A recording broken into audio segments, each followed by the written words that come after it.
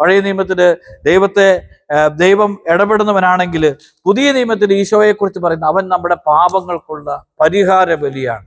പുതിയ നിയമത്തിൽ ഈശോയെക്കുറിച്ച് പറയുന്നത് അവൻ നമ്മുടെ പാപങ്ങൾക്ക് പരിഹാരം ചെയ്യുന്നവനാണ്, നമ്മുടെ പാപം ചുമക്കുന്നവനാണ്. പഴയ നിയമത്തില് ഈ പാപ പരിഹാരത്തിന് ബലിയർപ്പിക്കുമ്പോൾ ആടിനെ കുറിച്ച് പറയുന്നുണ്ട്.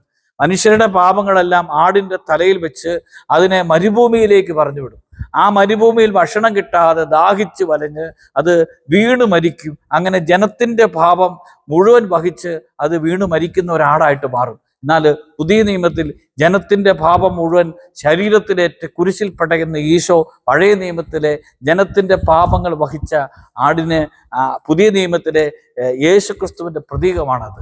പുതിയ നിയമത്തിൽ ഈശോ മിശിഹ നമ്മുടെ പാപങ്ങൾക്ക് വേണ്ടി പരിഹാരം ചെയ്തവനാണ്, നമ്മുടെ പാപം വഹിച്ചവനാണ്. അതുകൊണ്ട് പ്രിയപ്പെട്ടവരെ, ഒരു പാപിയായിട്ട് നീ വളരെയധികം വേദന അനുഭവിക്കുന്നുണ്ട്. ഞാനൊരു പാപിയാണല്ലോ, നിനക്ക് വേണ്ടി പരിഹാരം ചെയ്തവനാ ദൈവം. ഒരു പാപം കുറ്റബോധത്തിലേക്ക് നയിക്കാൻ പാടില്ല. പാപം നിന്നെ അനുതാപത്തിലേക്ക് നയിക്കണം. നിനക്ക് വേണ്ടി പാപത്തിന്റെ പരിഹാരം ചെയ്തവനാ ഈശോ.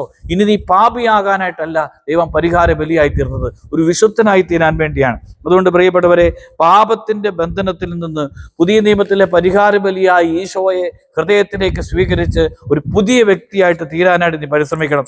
വളരെ നാളിൽ അതുകൊണ്ടാണ് ദൈവത്തിന് പുതിയ നിയമത്തിൽ നമ്മൾ കാണുന്നുണ്ട്. ഈശോ തളർവാദ രോഗിയുടെ അടുക്കിലേക്ക് പോകുമ്പോൾ അവൻ വളരെ നാളായി കിടപ്പിലാണെന്ന് കർത്താവ് കണ്ടു. വളരെ നാളായി കിടപ്പിലാണെന്ന് കണ്ട് ദൈവമായ കർത്താവ് അവനോട് ചോദിക്കുന്നുണ്ട്, സുഖം പ്രാപിക്കാൻ നിനക്ക് ആഗ്രഹമുണ്ടോ? അപ്പോൾ 38 വർഷത്തോളം തളർന്നു കിടക്കുന്ന മനുഷ്യനെ മനസ്സിലാക്കാനായിട്ട് ദൈവത്തിന് കഴിഞ്ഞു. 38 വർഷത്തോളം തളർന്നു കിടക്കുന്ന മനുഷ്യനെ മനസ്സിലാക്കാനായിട്ട് ദൈവത്തിന് കഴിഞ്ഞു.